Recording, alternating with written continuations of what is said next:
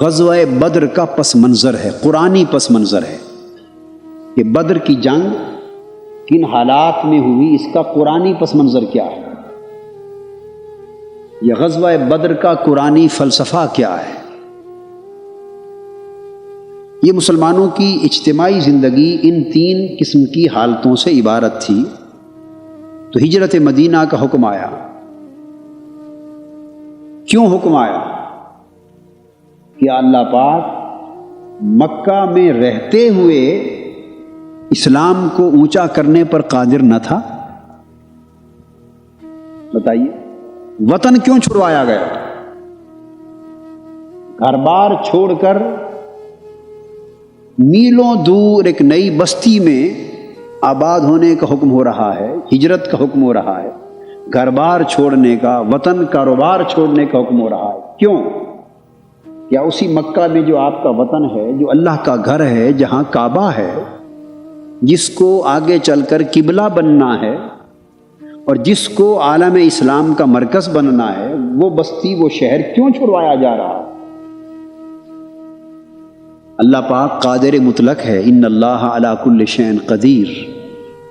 کیا وہ قادر نہ تھا کہ اسی مکہ میں رہتے ہوئے حکم دیتا کہ میرے حبیب صلی اللہ علیہ وسلم اسی دعوت اور تبلیغ کے عمل کو جاری رکھیں، اور آج یہ حالات ہیں، کل کو یہ حالات ہم بدل دیں گے۔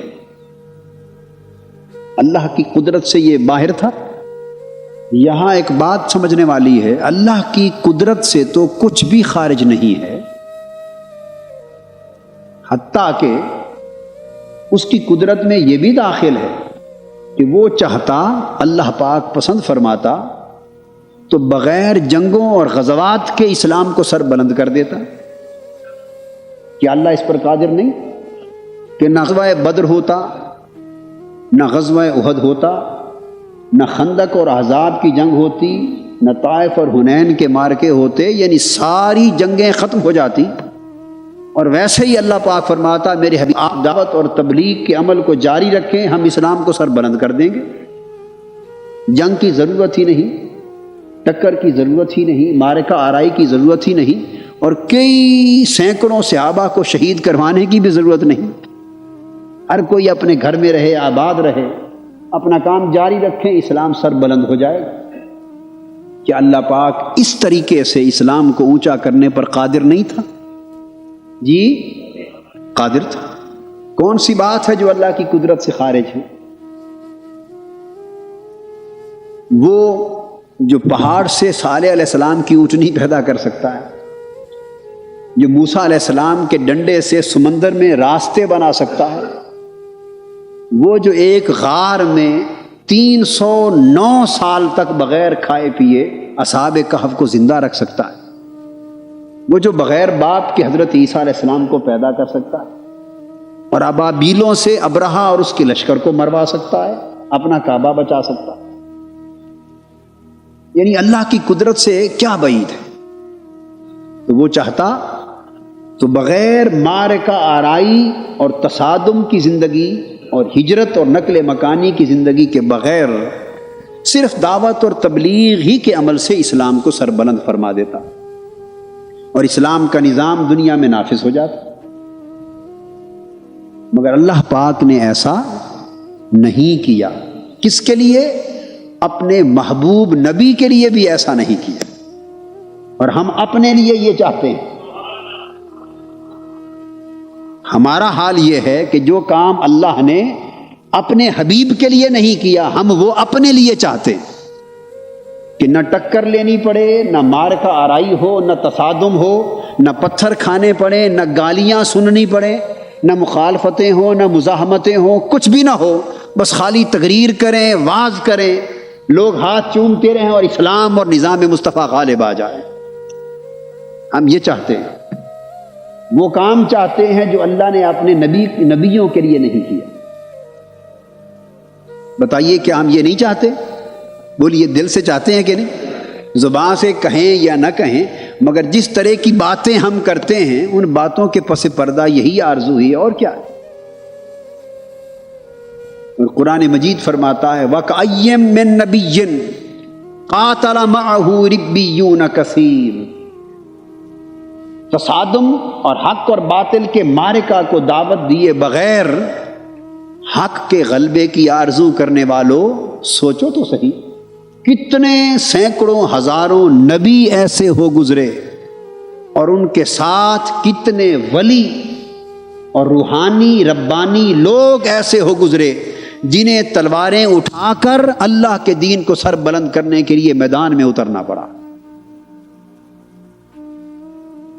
اور اپنی جانوں کا نذرانہ دینا پڑا، اپنے خون دینے پڑے، جو اللہ کی راہ میں مارے گئے، شہید ہوئے، آروں سے چیرے گئے، مگر وہ نہ گھبرائے، نہ سست پڑے، نہ ان کی ہمت کمزور پڑی۔ اللہ کے دین کے لیے جو کچھ بھی ہوتا رہا وہ اس کے باوجود لڑتے رہے۔ تو اللہ رب العزت قادر تھا، مگر یاد رکھ لیں اس کائنات میں اللہ پاک اپنے دین کے غلبے کے لیے اور باقی دنیا کے ہر کام کے لیے اللہ نے ایک نظام بنایا۔ اللہ نے ایک بیمار کو شفا اللہ ہی دیتا ہے، مگر طبیب اور معالج کے پاس جانا اور علاج کروانا یہ اللہ نے نظام دیا ہے۔ وہ بغیر دوائی کے بھی شفا دے سکتا ہے، مگر نہیں، اس کا نظام قدرت یہ ہے کہ معالج کے پاس جائیں اور علاج کروائیں۔ حدیث پاک میں ہے، حضرت سعد بن ابی وقاص رضی اللہ تعالیٰ عنہ ایک صحابی، ان کو دل کی تکلیف ہو گئی، ہارٹ اٹیک ہو گیا یا انجائنا کی پین ہو گئی۔ حضرت سعد بن ابی وقاص رضی اللہ عنہ، حدیث پاک، انہیں حضور علیہ الصلوۃ والسلام کی خدمت میں لے جایا گیا، چیسٹ پین کے ساتھ، سینے کی درد کے ساتھ۔ آپ نے دیکھا اور فرمایا کہ اسے عارضہ قلب لاحق ہو گیا ہے، اسے ہارٹ پرابلم ہو گیا ہے، حضور علیہ السلام نے فرمایا۔ صحابہ کرام نے عرض کیا، آقا تو کیا کریں؟ آپ چاہتے تو دست مبارک پھیرتے وہیں ٹھیک ہو جاتے، اس میں کیا دشواری؟ ایک جنگ کا موقع تھا، کیونکہ وہاں معالج کی فرصت نہ تھی۔ ایک صحابی حضرت قتادہ بن نعمان رضی اللہ تعالیٰ عنہ کی آنکھ نکل گئی نیچے، ہاتھ پر آ گئی، آنکھ کا ڈیلا نکل کے ہاتھ پر آن پڑا۔ آقا کی بارگاہ میں پیش ہوئے، وہاں ایسا وقت اور فرصت نہ تھی کہ معالج کی طرف بھیجیں، دست مبارک سے آنکھ اٹھا کر واپس رکھ دی، شفا یاب ہو گئے۔ اور جوں وہ بوڑھے ہوتے گئے، دوسری آنکھ کی بینائی بڑھاپے کے ساتھ کم ہوتی چلی گئی، جو آنکھ آقا نے پھر سے عطا کی تھی اس کی بینائی بڑھتی چلی گئی صلی اللہ علیہ وسلم۔ مقصد بات کا یہ ہے کہ نہ کچھ اللہ کی قدرت سے خارج ہے اور نہ کچھ آقا کے تصرفات، معجزات اور کمالات سے خارج ہے۔ جس طرف دھیان کر دیں وہی ہو جائے۔ ایک جنگ میں تلواریں زیادہ نہیں تھیں، صحابہ کرام کو فرمایا تم درختوں سے ٹہنیاں ہاتھ میں لے لو، چلانا ضرور ہے کچھ جنگ میں، خالی ہاتھ نہیں جانا، ٹہنیاں پکڑ لو، تم ٹہنیاں پکڑ کے چلاؤ، میں انہیں تلوار میں بدل دیتا ہوں۔ آقا نے توجہ کی، ان کی ٹہنیاں تلواروں کا کام کرنے لگی۔ وہ جو ٹہنیوں کو تلوار بنا سکتے ہیں وہ بغیر ٹہنیوں کے نہیں لڑوا سکتے، مگر نہیں، فرمایا نظام یہی ہے کہ کچھ کرنا ضرور ہے۔ اللہ پاک نے دین کے غلبے کے لیے بھی نظام بنایا ہے، دین کے غلبے کے لیے نظام بنایا۔ لوگوں تک اللہ کا پیغام فقط پہنچانے کے لیے تبلیغ بنائی ہے، اللہ کے پیغام سے لوگوں کو آگاہ کرنے اور دعوت دینے کے لیے نظام تبلیغ رکھا ہے، اور اللہ کے دین کو غالب کرنے کے لیے نظام جہاد رکھا ہے، باطل سے ٹکرا جانا، حق اور باطل کا معرکہ۔ سو ایک نظام بپا کیا، فرمایا کہ یہ جو حالتیں مسلمانوں کی ہیں ہم بدلنے پر قادر ہیں، مگر اس کے بدلنے کے لیے بھی ایک نظام ہے۔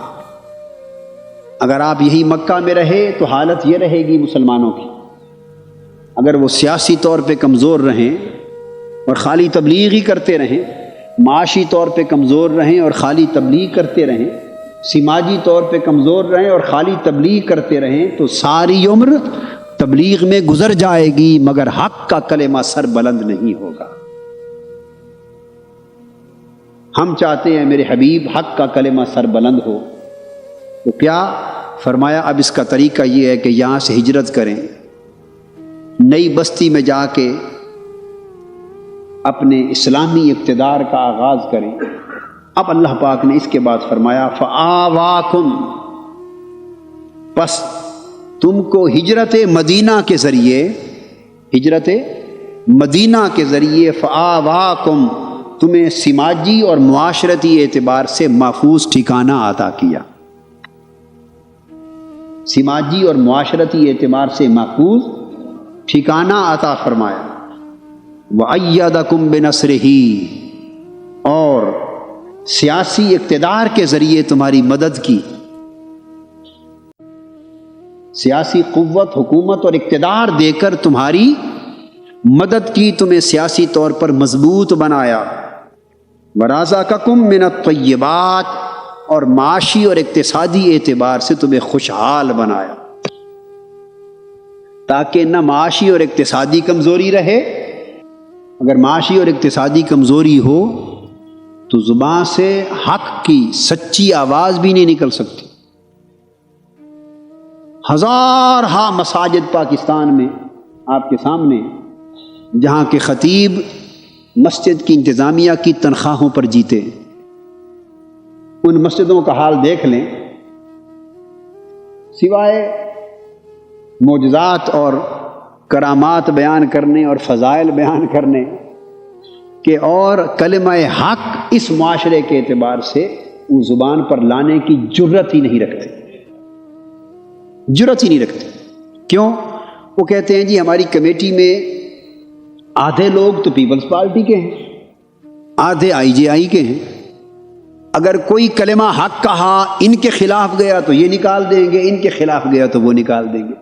مولوی صاحب بیچارے اپنے مصلے کی امامت، خطابت اور روزگار کی فکر میں حق کا کلمہ بلند نہیں کر سکتے۔ علامہ اقبال نے کہا گلا تو گھونٹ دیا اہل مدرسہ نے تیرا، کہاں سے آئے صدا لا الہ الا اللہ۔ مسجدوں کے ممبر و محراب حق کی آواز گونجنے سے محروم ہو گئے،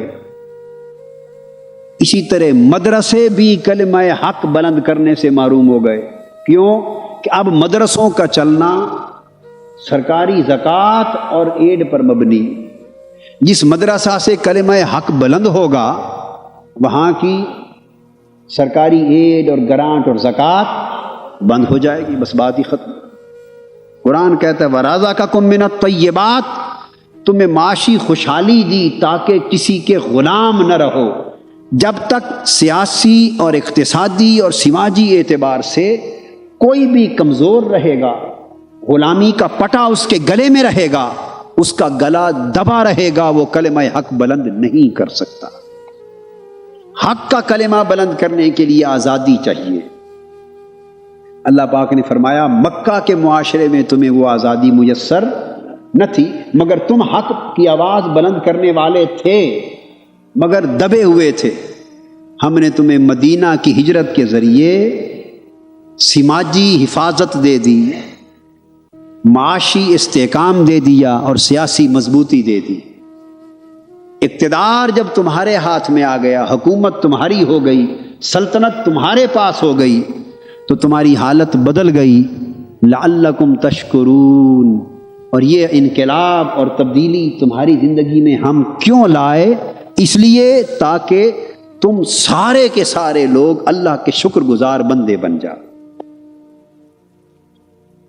گویا پتہ چلا کہ جب تک حکومت، سلطنت اور اقتدار خالصتاً اسلامی نہ ہو جائے، معاشرہ اللہ کا شکر گزار معاشرہ بھی نہیں بن سکتا، معاشرہ نیک نہیں بن سکتا، معاشرہ صالح نہیں بن سکتا۔